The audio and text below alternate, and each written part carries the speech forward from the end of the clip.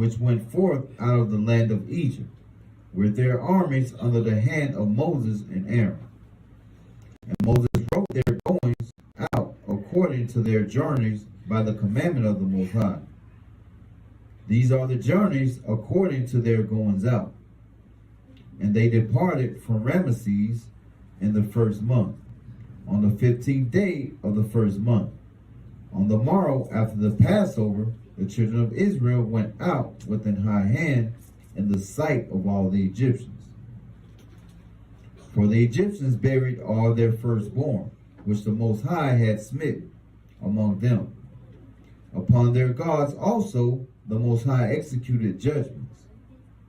And the children of Israel removed from Ramesses and pitched in Succoth. And they departed from Succoth and pitched in Etham, which is in the edge of the wilderness. And they removed from Etham and turned again unto Pi-hahiroth,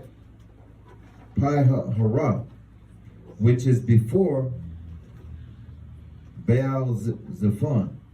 And they pitched before Migdol, and they departed from before Pi-hahiroth and passed through the midst of the sea in the wilderness, and went 3 days, journey in the wilderness of Etham,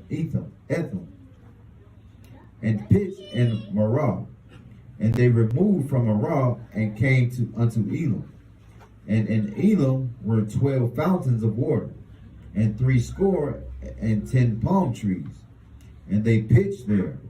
And they removed from Elam and encamped by the Red Sea.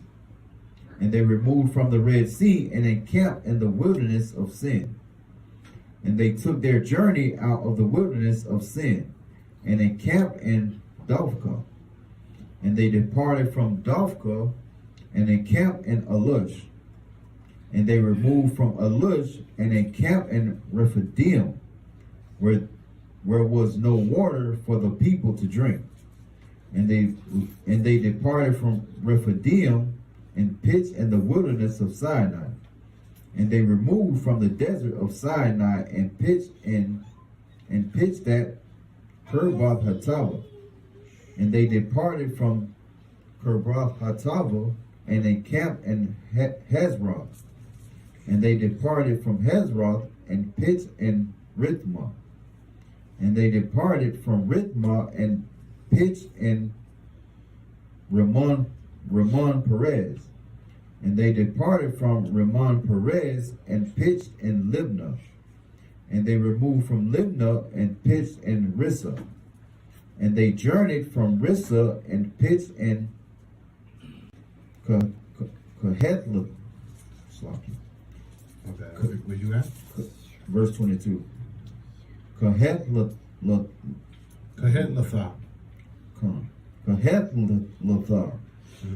And they went from Kahethlatha and pitched in Mount Shepher. And they removed from Mount Shepher and encamped in Hardah. And they removed from Hardah and pitched in Mechlath.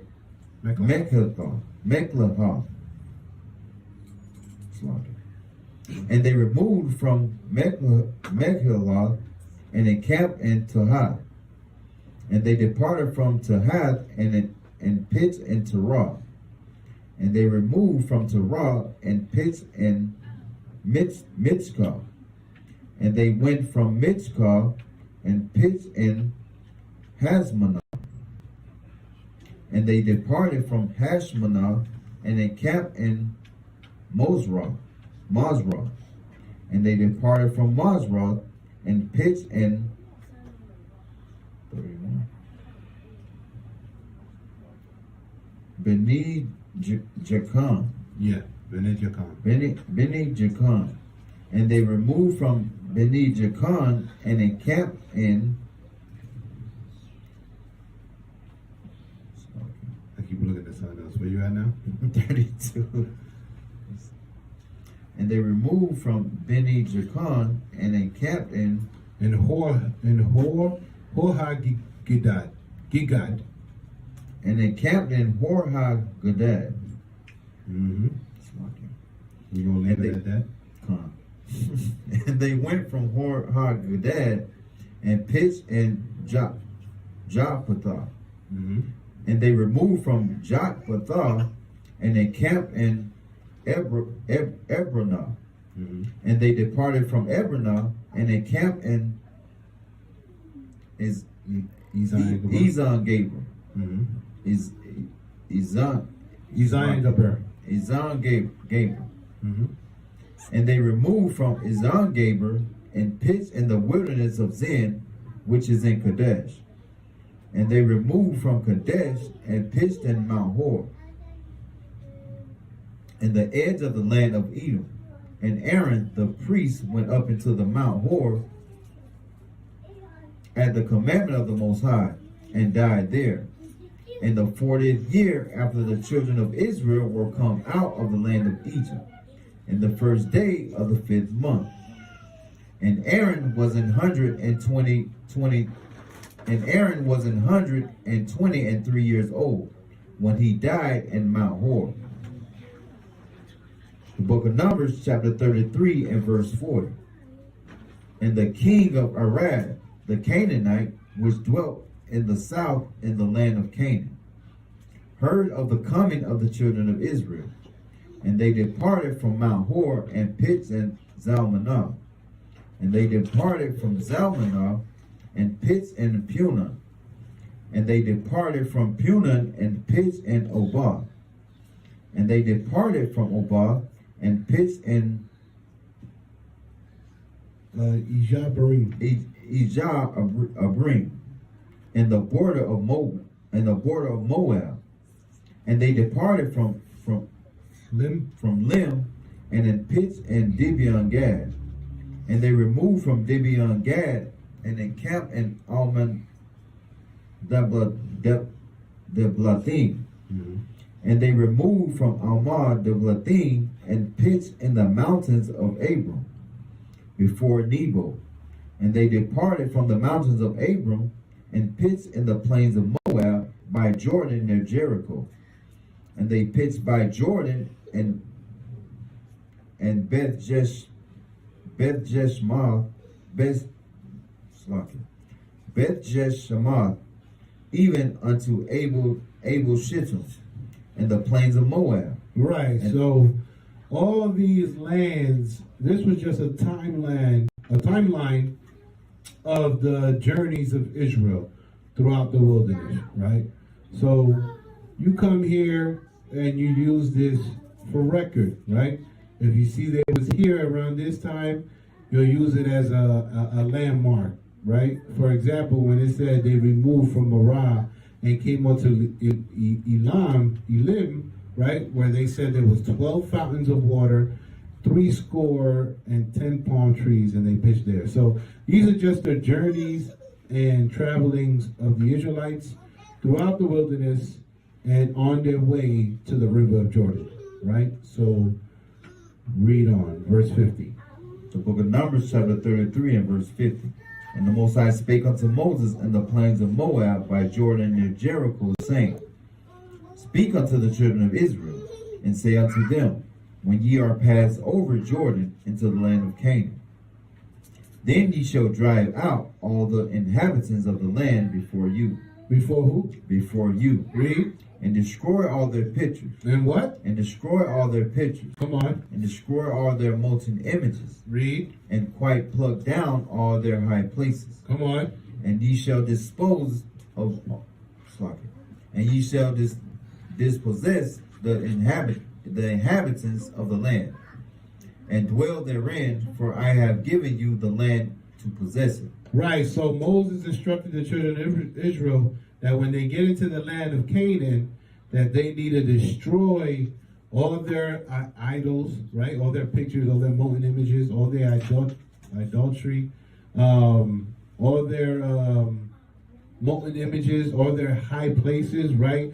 Like those, what they mean by high places is like those whatever churches and buildings they created that they praise onto these other molten gods. Destroy all that, right? Read verse 54. And ye shall divide the land by lot for an inheritance among your families. And to the more ye shall give the more inheritance, and to the fewer ye shall give the less inheritance. Every man's inheritance shall be in the place where his lot falleth. According to the tribes of all your fathers ye shall inherit. For if ye will not drive out the inhabitants of the land from before you, then it shall come to pass that those which ye let remain of them shall be pricks in your eyes. Shall be what? Shall be pricks in your eyes. And what else? And thorns in your sides. Come on. And shall vex you in the land wherein ye dwell. Read. Moreover, it shall come to pass that I shall do unto you as I thought to do unto them. Right. So this is the commandment that the Most High was giving us to do when we get into the land of Canaan. Right? That we got to wipe out this place. Right? We got to destroy all the inhabitants of Canaan, destroy all their molten images, all their high places, all their pictures. Right? Before we possess this land. Right? Because this is going to be a land that our children is going to possess as an inheritance. Right? If we don't do that, right? If we do not drive out the inhabitants of the land, right? Then they will become what? They'll become pricks, right? In our eyes. Thorns in our sides, right? And we will be vexed in that land. Meaning what? They will become a stumbling block to us, right? Because we didn't follow and obey the instructions of the Most High, right? So, and that obviously happened, right? We didn't fulfill this, right? Let's get Judges. Let's get Judges chapter 1, verse 22.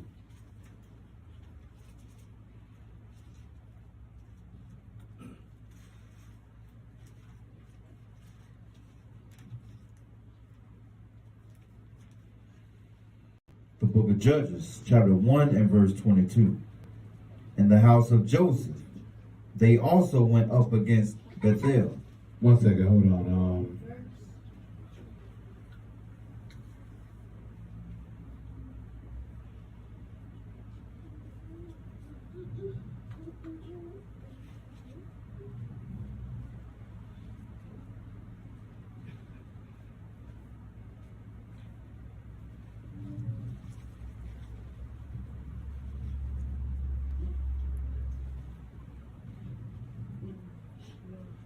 I was trying to give more of a concept, but read, start from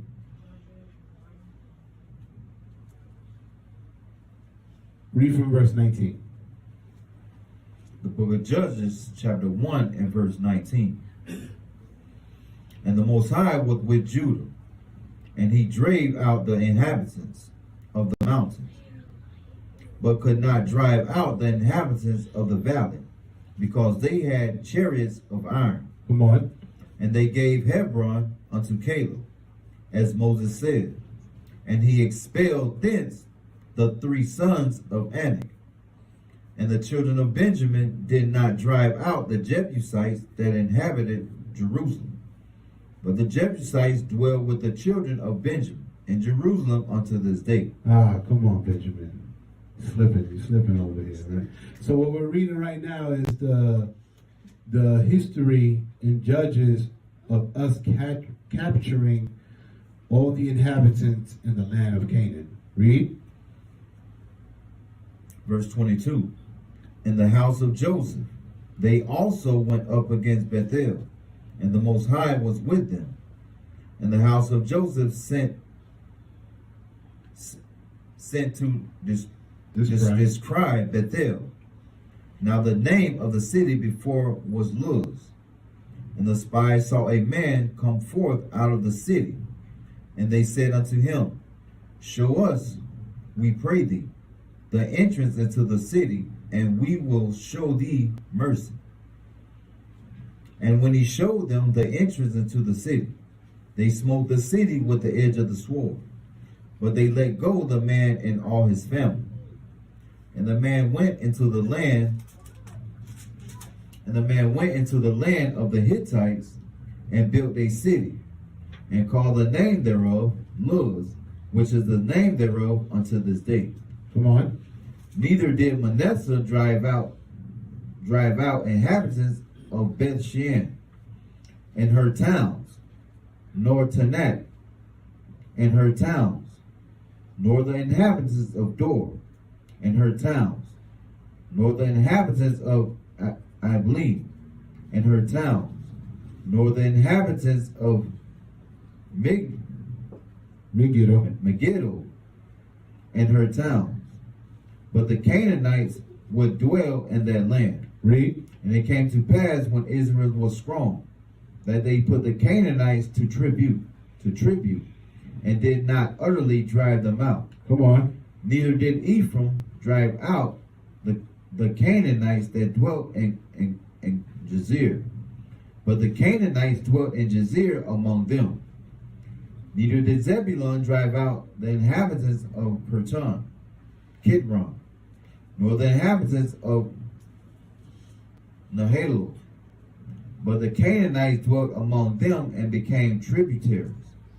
Neither did Asher drive out the inhabitants of Akko, nor the inhabitants of Zidon, nor of Alab, nor of Akzib, nor of Helba, nor of Aphik, nor of Rehob. But the Asherites dwelt among the Canaanites, the inhabitants of the land, for they did not drive them out.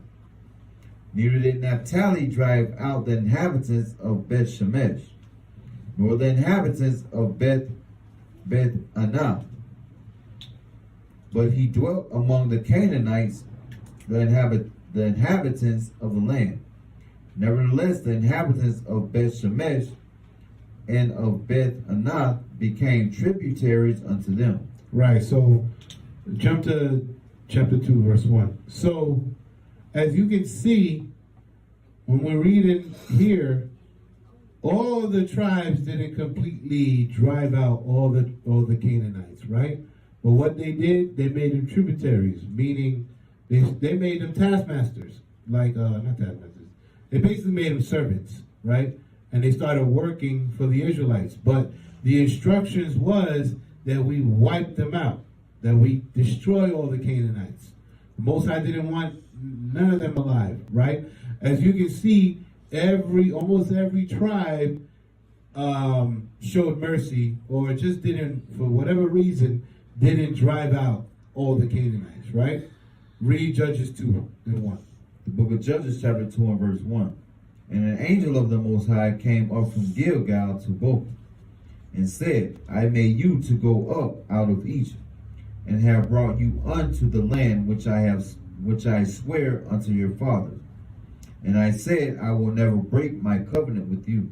Come on. And ye shall make no league with the inhabitants of this land. And ye shall what? And ye shall make no league with the inhabitants of this land. Come on. Ye shall throw down their altars.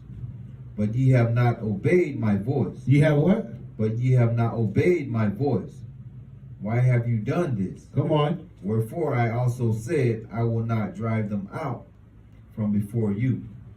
But they shall be as thorns in your sides. But they shall be as what? Thorns in your sides. Read. And their gods shall be a snare unto you. Come on. And it came to pass, when the angel of the Most High spake these words unto all the children of Israel, that the people lifted up their voice and wept. Right. So let's go back to the portion. So, 1 second. Hold on. I have something else here. So, that's too much.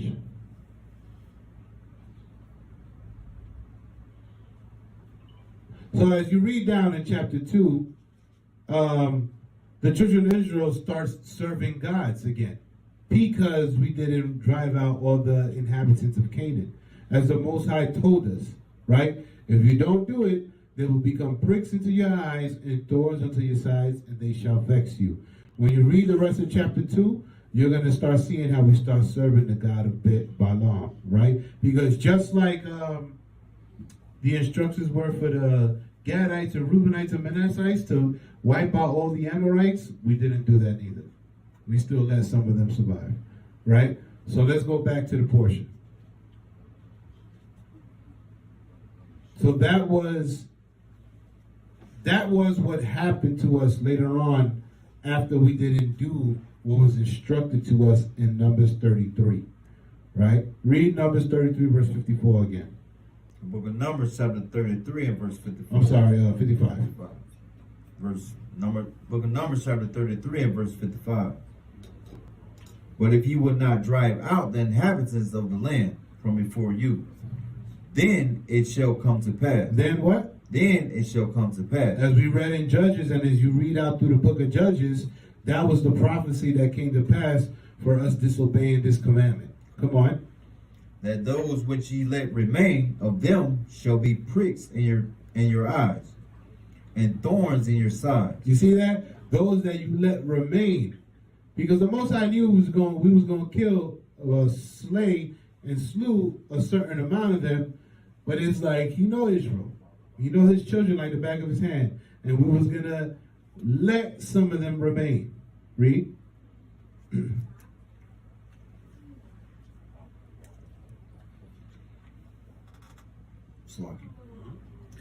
That those which ye let remain of them shall be pricks in your eyes, and thorns in your sides, and shall vex you in the land wherein ye dwell. Right. And that's what began to happen to us when you read in the book of Judges. Right? The Israelites began to serve the gods of Balaam, serve the gods of Canaan. Right? Let's read on. Chapter 30.